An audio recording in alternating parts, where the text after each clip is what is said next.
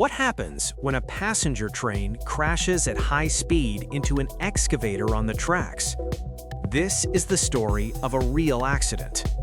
On the afternoon of October 8, 2003, passenger train K129 was traveling along the Binzhou Railway, an important line connecting Heilongjiang and Inner Mongolia. At the time, the railway was undergoing electrification upgrades.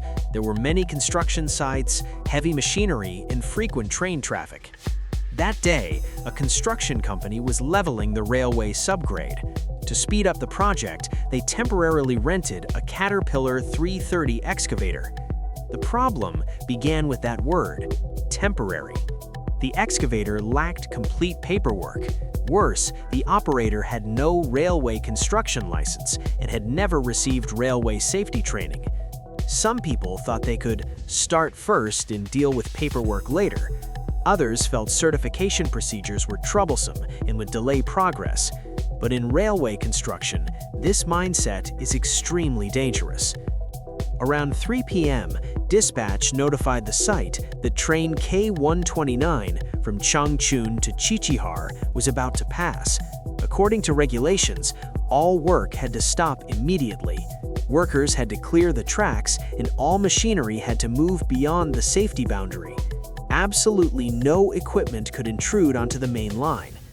The excavator operator hurried to move the machine, but his exit path was blocked by a road roller. Panicking as the train approached, he parked the excavator near the embankment and ran off to take cover. He thought he had cleared the line, but he failed to check the position of the long boom arm. The arm was still extending into the main track boundary. It may have looked like just a little bit, but on a railway, a little bit is enough to cause disaster. 2 minutes later, train K129 entered the construction zone. The driver had already slowed down and was carefully watching the track ahead. Just as he began to relax, the assistant driver suddenly shouted, "There's something ahead!"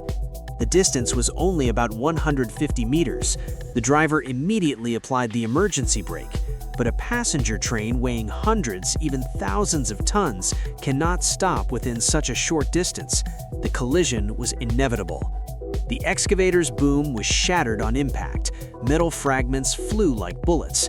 The front windshield exploded, and the driver's face was cut by shattered glass. Debris struck nearby facilities, snapping a utility pole in half. Fragments rebounded into the middle carriages, smashing multiple windows. Inside the train, passengers screamed. Luggage fell. Some instinctively covered their heads, others crouched to the floor. The train slid forward for some distance before finally coming to a stop. Dust and smoke filled the air. The scene was chaotic.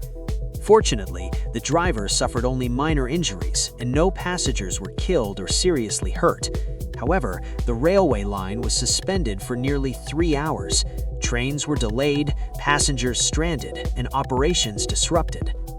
The direct cause was clear. The excavator was improperly parked, and its boom intruded onto the main line.